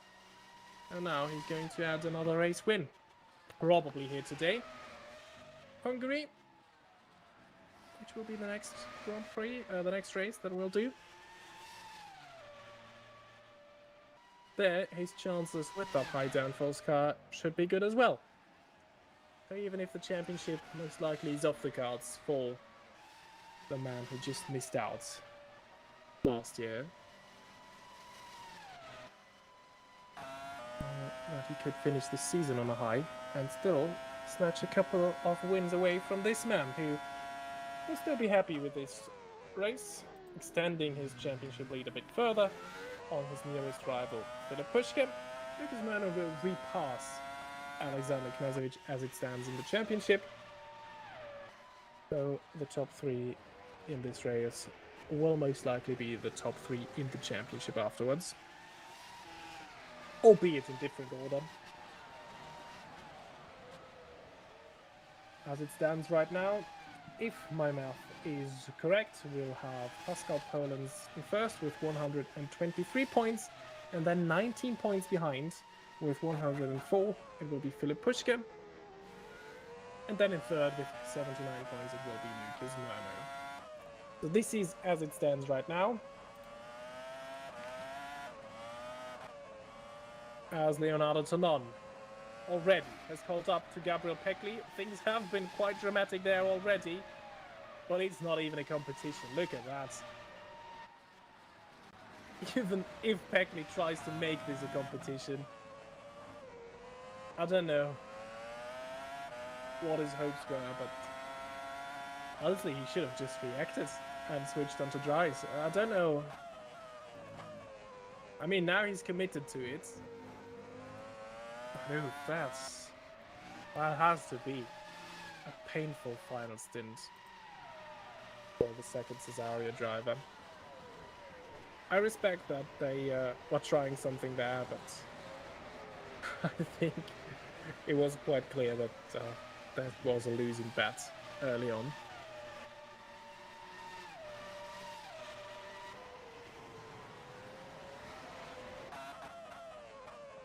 Oh, it's Lucas Murno. We're down to the 1/6s now. Jim Gillett plus Gabriel Pecli as well. That was bound to happen, and now it will be very interesting to watch the gap between Pecli in 6th and Knežević in 7th. So right now my timing tells me 16.7 seconds between Pecli and Knežević. And oh, there was an incident between Pecli and Poland as well. No further action. The gap is shrinking quite quickly. Look at that. It's almost like a countdown. I think Pecli will be swallowed up by Knežević as well. That is a huge loss for Pecli, who was looking like he could finish this race in 4th. And he still has a 5-second time penalty. Because he didn't stop for dries, he hasn't surfed that either. So I think in like half a lap, Knežević will already be within that 5-second window. And then it will be even goodbye P6 for Pecli.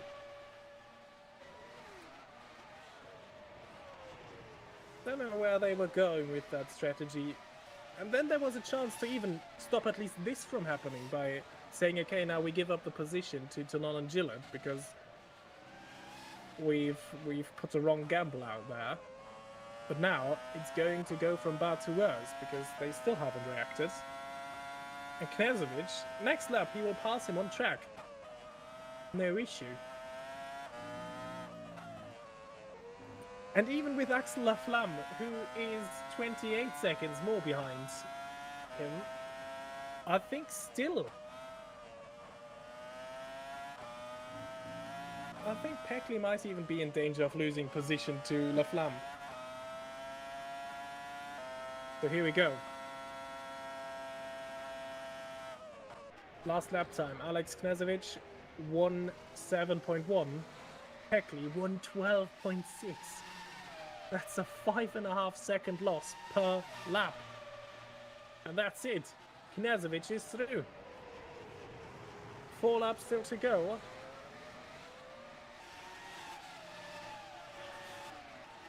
He might just be safe of Laflamme.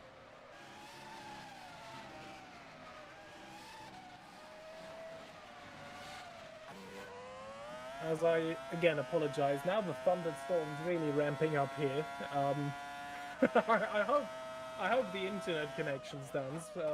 Yesterday we had issues in my town and I didn't have internet the whole day. Luckily it's back again. Let's hope the thunderstorm doesn't make things worse again. as Joe Gillett is still pushing on. Gaining half a second that last lap on Leonardo Tonon. But let's see if there still is a battle maybe on the final lap. Gap still 2.3 seconds, but it's shrinking. Not as dramatically as Peckley to anybody else. But Joe Gillett over the last couple of laps has posed up a bit to Leonardo Tonon.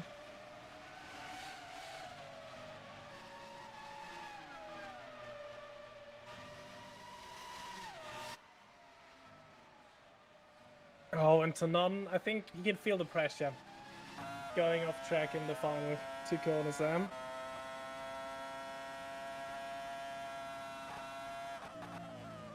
As Zhao 44 pointing out in the chat, quite impressive that P3 downwards, everybody got lapped. Yes, I think because the cars are developed and not every car is the same, I think there are quite big gaps throughout the field. And then, of course, I'm pretty sure Murno, Polens, and Pushka are the only ones that didn't have off-track moments or spins this race. And then it's quite a short lap here at the Red Bull Ring as well, so lapping is quite easily, but it's actually quite like Formula 1 in the 80s, 90s, and 2000s, where it was quite common to only have a handful of cars to finish on the lead lap. But I also agree with you. It would be nice to see the field a bit closer together. Especially drivers like Joubert with the Apex. They have no chance whatsoever. Races like today are maybe the only one where they could score a point. With not many people showing up and then a couple of retirements, but yeah. Next year, they will have new chances with a new car. They can still develop theirs right now. And other teams have managed to turn around. Potenza once was an absolute backmarker, and now they are forced to be reckoned with in the midfield. Leonardo Tonon achieving their best finish, probably today, with a P4, if he manages to stay ahead of Joe Gillett. Still 1.9 seconds, looking good as Lucas Murno has started his final lap of the race. Poland's with the fastest lap time though, 1:05.7. We have a yellow in sector 2 as resolves itself. Probably was Gabriel Joubert. Nothing happened to him. Let's watch Lucas Murno coming around the final 3 corners of this race. I don't think many people expected this before the race, but Lucas Murno returns to winning ways and wins his 2nd race of the season at the Red Bull Ring. Congratulations to the Cesario driver, and I think he will be very happy with that. Pascal Polens, without game sounds, still impressive to finish 2nd, considering the circumstances, especially with these conditions. Gabriel Peckley, I think, manages to stay ahead of Axel Aflam, at least finishes 7th. And then Philip Pushka, who had quite the lonely race today, will finish in P3. And that will definitely not be the start to the second half of the season that he was hoping for. Poland extends the championship lead by 2 points. But Lucas Murno is your race winner at Austria.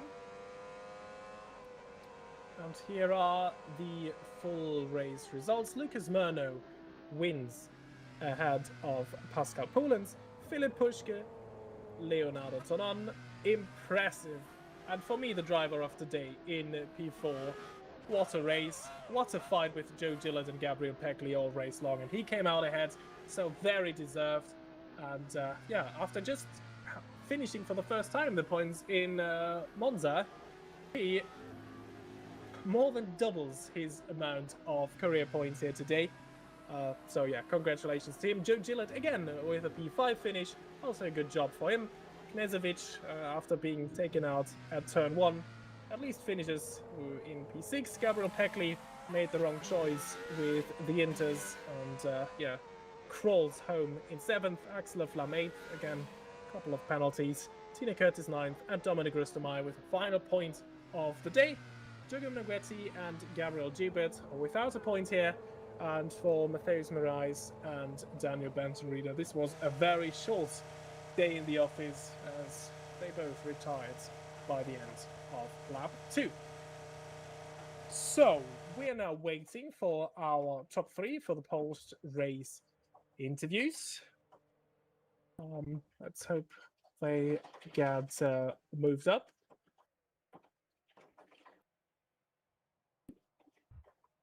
Okay, and I just got the word that we can have the top 3 already.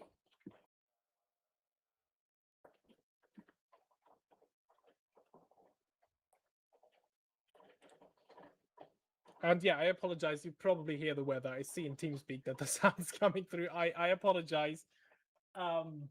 Yeah, just pretend I'm actually sitting at the Red Bull Ring and it just has started to rain heavily again. The world is ending, as it seems here right now. Yeah, we're just waiting for the top 3 to be moved into our User room. was moved to your channel. And User was moved to your channel. yeah, we have them here. Amazing. At least Lucas Murno and Pascal Polens. So let's start with you two. Congratulations, Lucas, for winning this race here.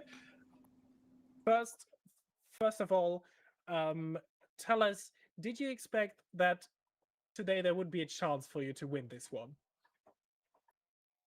To be honest, no, not really. I'm very surprised with this performance with the car, which is a very glad surprise, despite the rain. We are definitely waiting for the rain because in the dry conditions we're definitely not the quickest on the track. So when it rains, it feels like a blast. So I only have to make the pace as best as I can, and in the end, reaching a victory with the fastest lap was not in the plans for today, so I'm very glad for this victory, considering Vanguard's is the most far the best car of the grid. Actually, not Vanguard, but United. But anyway, it's the Vanguard car is actually the quickest car as we saw in quali and the fully conditions they would want today. But in the rain, we could make a great performance with the car with the rear wing philosophy that helped a lot in the corner exit. So it was a big characteristic on the rain conditions. So I'm very glad for being back at the top, especially having a midfield car for the rest of the part of the season that we are not developing the car. We're not being the car with is the quickest actually. The car itself is good, but the engine characteristics, the weight, 30 liters more than our rivals is definitely hitting us at the beginning of the race. But even with that, in the rain, it feels equal. So I could make a great result from that. So I'm very glad for it. And waiting for a good prospect for Hungary, since it's another track that might benefit Sorcar as it happened in Kialami. So I will go for the next race with optimistic vision than this one. So yeah, it was a good one. It was a good one, definitely a good one. Shame for Peckley that have an issue with his LCD that he couldn't fix his strategy, so he would be in the mix for a battle ahead, since even him felt confident with the car. So yeah, our car was definitely good for fitted for rain, which bring us the podium even more the victory today. Yeah, thank you for giving us a bit of context, because we were wondering why Peckley didn't choose to. We thought it was a strategic decision, but at one point it was like he's losing so much time. We didn't understand, but yeah, this explains a lot. The first lap, your start was amazing, and then the first lap, you were side by side with Pascal for pretty much the entire lap. Tell us from your perspective, how was your start at the first lap of this race? Well, it was pretty great. It was pretty good. I I got great traction with the car in the at the start. We're having a good start with our with the Cesario car, which it was shown during the season that we're having a good spot with the starting grid to have a good traction to gain, especially if you consider Italy. When I was going to jump to P3 until Pushki completely went ahead of me and took me on the wall, as it was one of the biggest reasons for not being in the fight was on himself, and he knows it definitely. But no excuses about it. It's definitely what it was a momentary glory for our car there. So I will enjoy it definitely with some good characteristics this car has the good start and a good traction, which bring us some favors to compete in the front field again. Okay, then thank you, and yeah, enjoy the victory, and hopefully see you in a couple of weeks again in Hungary. Thank you. So then, Pascal, over to you. We've already been told about your issues that you had with the sound. So tell us what happened there. Well, I had like no in-game sound for the last, I think it was 65, 66 laps, so it was the most quiet race I've ever had. Almost felt like the cars were electric. But at the same time, it was pretty challenging because I had to look at the in-game HUD for most of the lap just to see if I need to shift up. And it was also quite difficult to feel and to guess if I have wheel spin or not. So it was in that regard quite challenging. How much do you think that cost you in lap time per lap, that issue? Well, it's difficult to say. I think in the end, when it was dry, Lucas and I were exchanging the fastest lap all the time. So I think later in the race, it wasn't this big of an issue. But when the conditions were changing all the time, I think it's more a mental thing that you just don't get all the information. You need to trust your other senses, but there's still something missing. So I don't know, maybe like 2 to 3 tenths in the rain, but that's just a guess. Okay. Yeah. Thanks for telling us anyway, and making an assumption and telling us how difficult it was to race without sound, because I actually couldn't imagine doing that. So not a big fan of WMSC going electric, I guess. Um, so next race in Hungary, how do you see your chances there? Today you still extended your championship lead, so I think you'll be pretty happy with that. What are your chances, and how do you see your competition in Hungary? Um, yeah, well, first I think it's really good that even with the problems we had today, we still extended the lead in drivers, but also the constructors championship. And I'm thinking, just like Lucas, that Cesario will be once again pretty strong in in Hungary as well as the SCMMs. And in theory, it should be the worst track for Aka, but we never know. What's the weather going to be like? If it's raining, I think Lucas will be the biggest favorite, but we need to wait and see and do our homework up until then, and then we need to go to race. All right, then. Thank you, and enjoy your podium finish and your extended championship leads. And yeah, thank you all, and congratulations. I've been told Philip Pushka has already left the server, so unfortunately he won't be available for an interview. So all that's left for me to say is that we'll hear each other all again in 2 weeks' time. for the race in Hungary. Budapest, a very different track to today, much more technical. So let's see how things go there. I thank you all for watching and see you in 2 weeks. Goodbye.